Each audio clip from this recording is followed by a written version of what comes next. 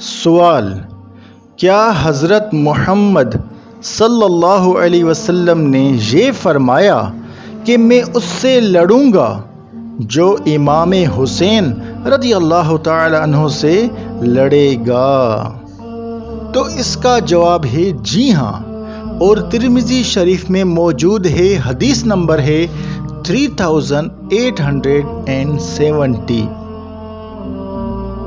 رسول اللہ صلی اللہ علیہ وسلم نے حضرت علی، حضرت فاطمہ، حضرت حسن اور حضرت حسین رضی اللہ تعالی عنہم سے فرمایا، میں لڑنے والا ہوں اس سے جس سے تم لڑو، اور صلح جوئی کرنے والا ہوں اس سے جس سے تم صلح جوئی کرو۔